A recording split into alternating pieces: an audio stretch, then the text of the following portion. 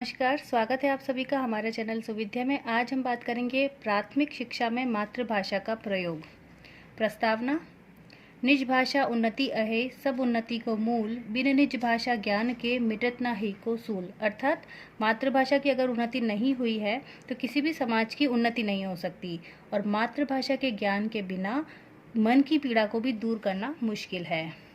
तो जन्म से ही हम जिस भाषा का प्रयोग करते हैं वही हमारी मातृभाषा है। इसी भाषा से हम अपनी संस्कृति के साथ जुड़कर उसकी धरोहर को आगे बढ़ाते हैं। मातृभाषा में शिक्षा देश के सामने सबसे गंभीर विषयों में से एक है। समय के साथ अंग्रेजी माध्यम के निजी विद्यालयों के बढ़ने से लोगों का रुझान भी अंग्रेजी माध्यम की ओर होने लगा और बच्चों में मातृभाषा को समझने की शक्ति घटती गई। अब नई शिक्षा नीति में पुनः मातृभाषा में शिक्षा पर बल देने की बात है।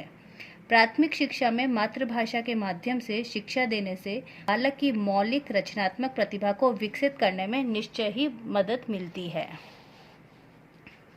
प्राथमिक शिक्षा में मातृभाषा की महत्वपूर्णता।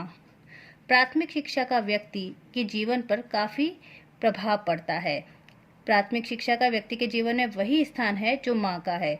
इस उम्र की शिक्षा जीवन की महत्वपूर्ण शिक्षा होती है। संभावनाओं से भरी इस अवस्था को सही दिशा उस समय मिल पाएगी जब उसकी दिशा ही सही हो। सही दिशा से तात्पर्य बच्चों का शारीरिक, मांसपेशीय, संज्ञानात्मक, बौद्धिक, सृजनात्मक, अभिव्यक्ति व सौंदर्य बोध का विकास। शिक्षा के इन लक्ष्यों को तभी प्राप्त किया जा सकता है जब बालकों से उनकी भाषा में बात की जाए।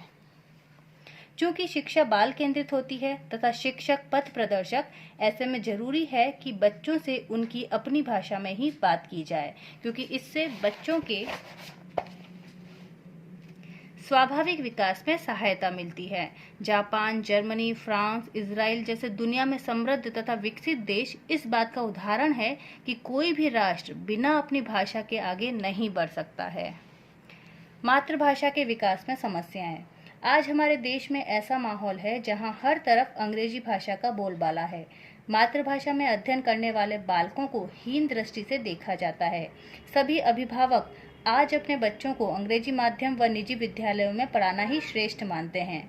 क्योंकि हर प्रांत की अपनी अलग संस्कृति, एक अलग पहचान, अपनी अलग मातृभाषा होती है, लेकिन ये अंग्रेजी के प्रभाव से मातृभाषा के प्रयोग में काफ़ी कमी होती जा रही है। मातृभाषा के अभाव में बालक के मानसिक विकास, सामाजिक विकास, व्यक्तित्व, सृजनात्मक विकास तथा विचारों की अभिव्यक्ति में भी ह्रास हुआ है। कई बार मातृभाषा को हतोत्साहित करने की प्रवृत्ति अनेक निजी विद्यालयों में देखी जा सकती है, जैसे हिंदी या मातृभाषा में बातचीत करने से उन्हें दंड देना या कि कुछ निश्चित राशि देना, फाइन लेना। मातृभाषा के गीतों को विद्यालय में गाने से भी बच्चों को हतोत्साहित किया जाता है। इसका अर्थ है कि हम बच्चों को उनके अपने परिवेश, संस्कृति और उनकी जड़ों से काट देना चाहते हैं। यह प्रक्रिया अनभिज्ञ बालक के साथ बचपन से ही शुरू हो जाती है और एक दिन एहसास होता है कि बच्चे अपनी ही संस्कृति, परिवेश और मातृभाषा से अजनबी हो गए हैं। उपसंहार। वैश्विक स्तर पर साक्षरता के क्षेत्र में होने वाले शोध में बार बार यह बात रेखांकित हुई है कि मातृभाषा में होने वाली पढ़ाई बच्चों के सर्वांगीण विकास हेतु काफ़ी फायदेमंद है। मातृभाषा में बातचीत करने और चीज़ों को समझने समझाने की क्षमता के साथ बच्चे विद्यालय में दाखिल होते हैं। अगर उनकी इस क्षमता का इस्तेमाल पढ़ाई के माध्यम के रूप में मातृभाषा का चुनाव करके किया जाए तो इसके सकारात्मक परिणाम देखने को मिलेंगे। यूनेस्को द्वारा भाषाई विविधता को बढ़ावा देने और संरक्षण के लिए प्रतिवर्ष 21 फरवरी को अंतर्राष्ट्रीय मातृभाषा दिवस की शुरुआत की गई।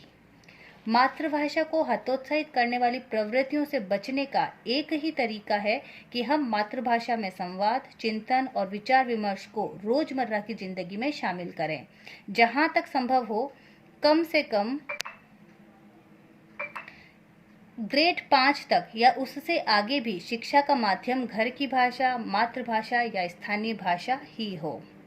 पाठ्यक्रम की आवश्यकताओं के अनुरूप मातृभाषा या फिर स्थानीय भाषाओं में सामग्री उपलब्ध करवाना एक बड़ी चुनौती होगी, किंतु संकल्प से उसमें भी हमें सफलता प्राप्त होगी। मातृभाषा संस्कृति का दर्पण होती है जो हमें विशिष्ट पहचान दिलाती है। अतः मातृभाषा हेतु ये कह सकते हैं, मातृभाषा बिन व्यर्थ है दुनिया का सब ज्ञान, निज भाषा का सभी करो सम्मान। बहुत बहुत धन्यवाद।